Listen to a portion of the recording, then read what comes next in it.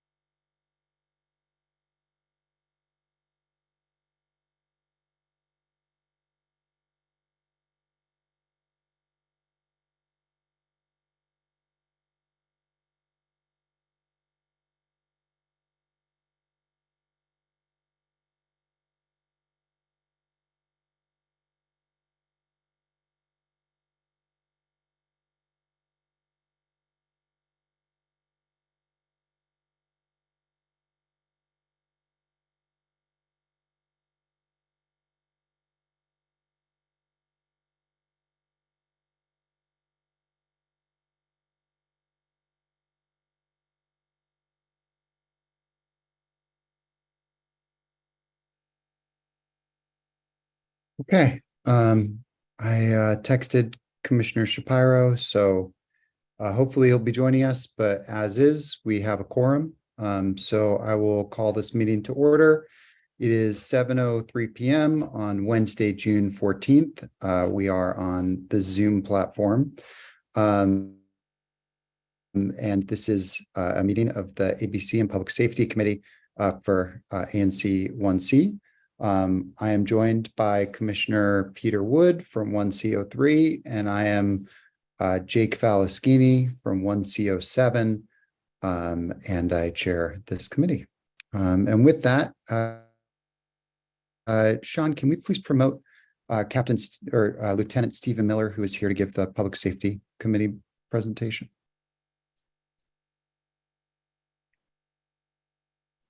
All right, I'm here. Lieutenant, so great to have you. Thank you so much. All right, no problem, no problem. Would you like me to start? Yes, please. All right, so for the last 30 days, we've had a slight uptick in crime, or at least violent crime. We had one assault with a dangerous weapon and 5 robberies, 2 of which were carjackings. The most recent one was 1755 Columbia Road, which was the 7-Eleven, and that was the robbery. We had some suspects enter the store. A couple fled with some items, some candy and some chips. The cashier ran out of the store after them, and the remaining suspects stole the entire cash register. We had an ADW knife, 1700 Euclid Street. It was over a parking dispute. Suspect stabbed another driver. Driver called 911. We were able to arrive on scene and we arrested that suspect. So that case was closed. We had a carjacking, 2100 block of 18th Street. The victim was leaning against his car, which was left running. The 3 suspects approached. One of them tackled the driver, and the other 2 suspects got in the vehicle and fled. That case is open. And then we had the armed carjacking on Euclid and Champlain. That was a female that was arrested. That was closed. That was an armed carjacking with a weapon recovery. That same female was also wanted for a robbery we had at 1790 Columbia Road. So 2 cases were closed with that arrest. And then that's all we have for that. So overall, we had the robberies, the assault with dangerous weapon, 40 thefts, 2 stolen autos, 3 theft from autos, and 1 burglary. Um, that's all the crime stats we have. And then the business beat officers, who are Officer Sharma and Grieve, in the last 2 months, they've made 10 arrests out of the business area, which is Columbia and 18th Street. And we're gonna have a public safety walk on June 20th at 1 p.m. And we don't have the exact location, but there's going to be a lot DPW, DDOT, CSOSA, and a representative from the mayor's office is going to be there too to walk around. I'm not sure the exact locations to address some of the concerns we're getting from a lot of residents for the quality of life stuff, the drugs, homelessness, illegal gambling, and some issues they're having on the Columbia, Ontario, 18th Street corridor. And that's it. Anybody have any questions or? I do have a couple. Thank you, Lieutenant Miller. I mean, always unfortunate when you see a uptick in crime like this, and certainly appreciate that for the stabbing that took place, that you all were able to respond so quickly, that you were able to make an arrest right there. So that's really fantastic. I think we're still getting, or at least I'm still hearing a lot from neighbors around Unity Park and all the drug dealing that's happening there. It seems to be, as you know, a circuit where folks kind of come in, pull into Unity Park, take your order, pull around to the next window on Euclid and Ontario, or in 17th Street, and kind of pick up your to-go bag there. And just wondering, what your response is to neighbors who are concerned that this has been happening for a long time, and that they don't see any kind of measurable change. I know you all are working. I've spoken with you about it a lot. I know you're doing a lot of work on it. So I just want to have you to have a chance to address the community about that, and assure that that you all are working on this.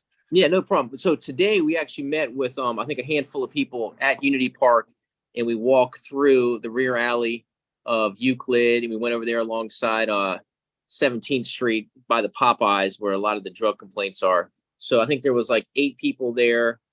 Miss Barden was there, a couple residents that live on Euclid, and a couple that live on 17th Street. And we talked about some of the issues, like the lighting issues, the possibility of getting a crime camera. I did some research on the crime camera, and the only stuff I found was ANC, communities, and the executive office of the chief of police are the only ones that can authorize a CCTV permanent camera, because that's what the residents, they were asking something on 17th Street along by the Popeyes, if something could be put up there, like a permanent one. And because the mobile ones are strictly done based on calls for service, so the way they're put out, it has nothing to do with the district level. Those are citywide. I know we have one that's over, I believe, on First Street, and I think we have one on 13th Street up there in Columbia Heights, but that's for, we have a lot of like the shootings and stuff like that. But they were interested in like a permanent crime camera.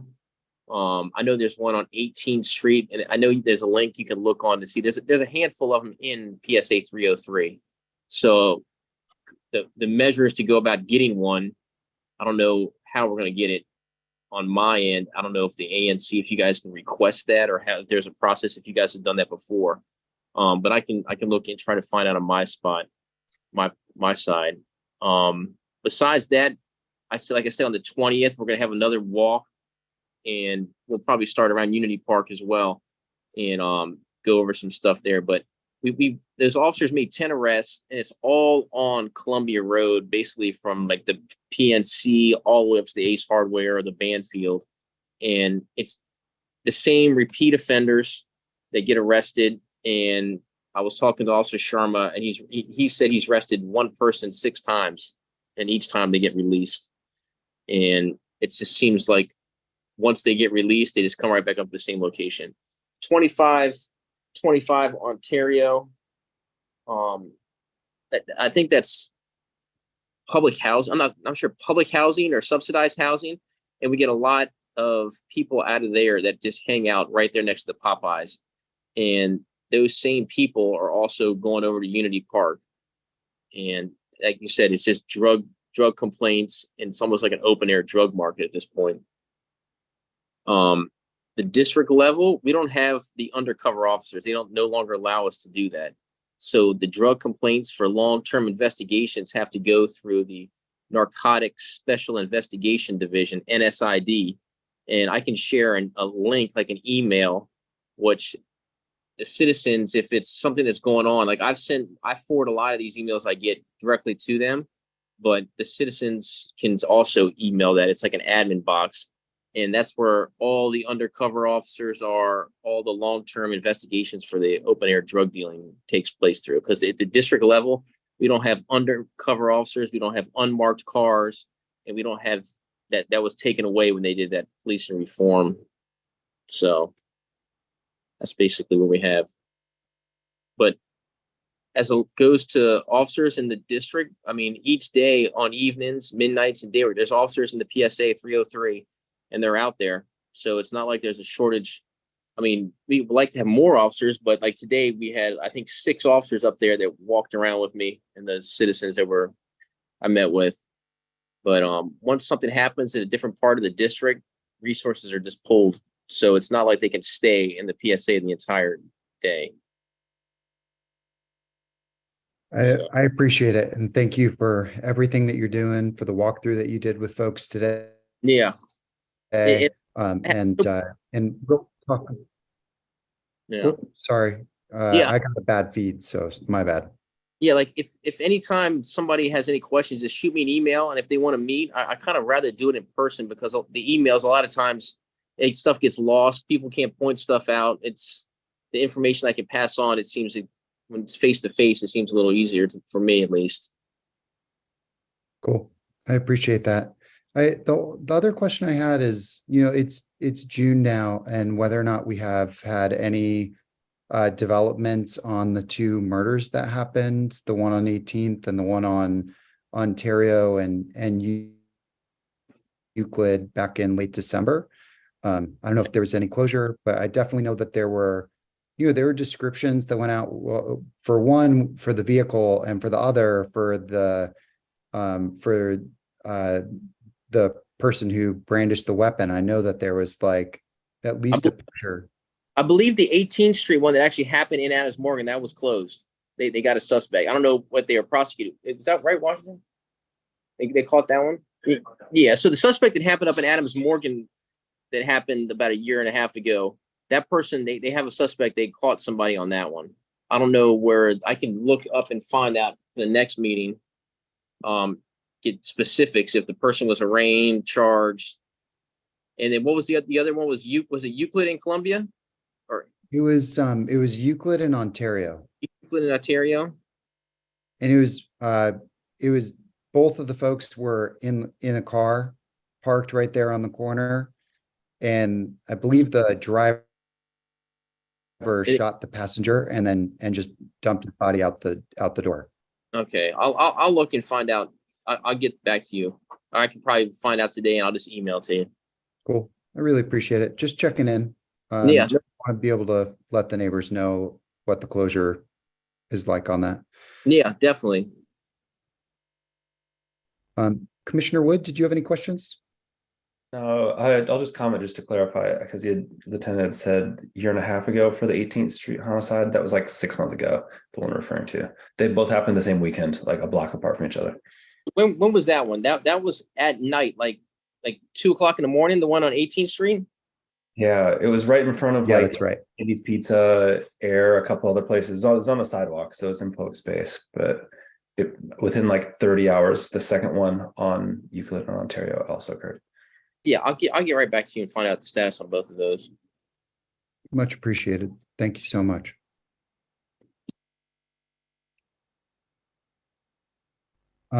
Great. Thank you. Well, we can move on to the next item on the agenda, unless you have anything for us, Lieutenant. I think that's it. Like I said, on the 20th, they're gonna have another one of those community walks, June 20th at 1 p.m. And I can forward you that information once I get all the details to it. And it's going to be put on by the business beat officers. Like I said, DDOT, DPW, CSOSA, and a representative from the mayor's office is going to be up there to help see if we can address what's going on at Unity Park and the surrounding neighborhoods. That's great. Thank you so much. We'll be sure to let the neighborhood know. All right, perfect. Thanks a lot. Yep. Yep. Thank you.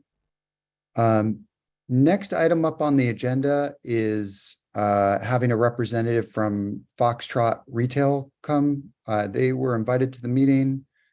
I am wondering whether or not that's the 202-705 number that's on there.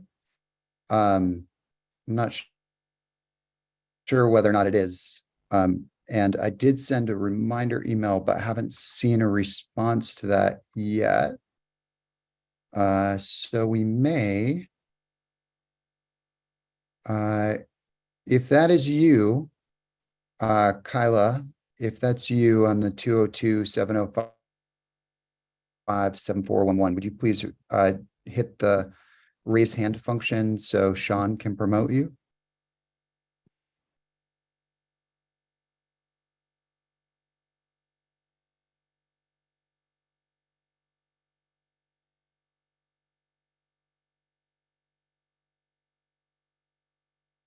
Seems like maybe that is not. I think it's someone else. All right. Well, the good news is we have plenty of time on Foxtrot because I don't think their alcohol license is even going to be up until September for a hearing date. And then they're not requesting anything before early 2024. So I'll just invite them back to the July meeting then. Yeah, I was gonna say I'll just move to postpone this item to our July meeting. And they're not pursuing a stipulated license, and they're really trying to. I mean, I hope this is the case. They're trying to do things thoroughly because I'd like them to stay around. So we'll see. Yep.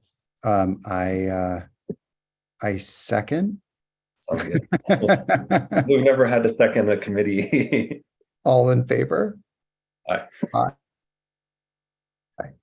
There we go. All right, great. And then the third item on the agenda is considering the liquor license renewal for Shanklin Hall, which is located at 2325 18th Street Northwest, Washington, D.C. 20009. Folks might have seen it's a new kind of frontage out there. It looks a little bit different than it has in the past. They renovated and opened up the inside. It seems like it's new management of whatever space that is. It used to be like a jazz bar. Yeah, exactly. It was formerly Columbia Station, and they had live jazz and whatnot. Looks really nice. Because it's new look, new everything, you know, I wouldn't feel comfortable holding Columbia Station responsible for, or these folks responsible for any like former kind of issues with Columbia Station. Not that I've actually heard any from the neighborhood. I think it's a well-operated establishment and community-oriented establishment, which is great. And I always loved the kind of open jazz going out into 18th Street from there. But unless there are any issues that any other commissioner has encountered about this establishment, I would not intend to protest. Yeah, I was gonna say this is just a renewal application, even though they're new. It's the same carried over license. I've heard nothing but good things, and it seems to be another example in the last, I don't know, 4 months or so, maybe more, maybe less, of establishments that are coming in that seem to have good energy and seem to be catering towards a crowd that I think deviates from the historically younger and louder crowd of Adams Morgan of the late 90s and early 2000s, and maybe the 2010s, depending on which weekday or which day of the week. But I mean, it seems to be kind of targeting a demographic of people who, from what I can tell, behave themselves very nicely. So I hope that keeps up. Agreed. All right, great. That is the last item on the agenda. Have an early easy meeting tonight. So we'll go ahead and just ask Foxtrot if they'd like to present in July. But other than that, unless you have anything, Commissioner Wood, I will call this meeting to a close. No, there's one hand, I think, somewhere if you want to address that, but I'm good on comments. All right, great. Yeah, sure. There's a hand raised. Let's let that person speak.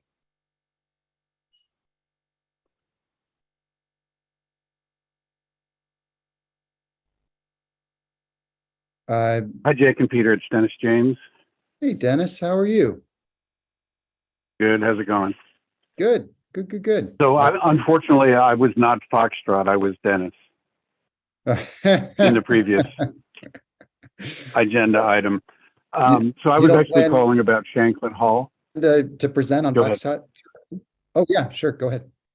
Well, that is just as a point of information, that is a request for 2 different licenses, and we've never gone through one of those before. Procedurally, it's a B license with a restaurant inside it. So anyway, we'll see what comes for of that. Foxtrot, you mean? Yes. Cool. Yeah, not for Shanklin Hall. Correct, but I actually raised my hand about Shanklin Hall, and I don't really know much about them. I've looked them up on the internet and so forth, and I don't know anybody associated with it. But I just wanted to say that they have been very noisy on at least 2 occasions. They've only been open for roughly a week or maybe 10 days or something. Just in my backyard, which is off the alley, which pretty much heads right into their establishment. Hearing really, really loud music, and then when I went inside, I could still hear it. I looked up their old settlement agreement, which was associated with Columbia Station, but as I think you know, they live with the license unless the licensee seeks to end the agreement or amend it or terminate it. And I guess the ABC board too could, for some reason that it would have taken action on a very old settlement agreement like this one. But anyway, it's something that it allows the front window to be open until 9 p.m. But then after that, it requires it to be closed. And quite honestly, I didn't look at the clock to see when I was hearing the noise, but I was hearing it during, daylight, in the evening, like I would say roughly 7 or 8. And then I was hearing it a few hours later at home. But I didn't run over there or look at anything. I'm just alerting, that perhaps this is a little conversation needs to happen. Okay, cool. Thanks for the heads up. That's all I Appreciate have. that. Be happy to go over and chat with others. Yeah. And by the way, the date on that, just one further thing, since I'm on. The date of those 2 murders was December 17th. Yeah. Thank you. Sure. All righty. Thanks very much. Yep. Thank you, Dennis. All right. Well, I will go and just chat with the owners about that and let them know what their obligations are under the settlement agreement that we have. But that's I'll look back at it too and just make sure that we have it and send it over to them just so they know what their community agreement is, what they've taken over. Perfect. Yeah. Awesome. All right. With that, I will call this meeting to a close. It is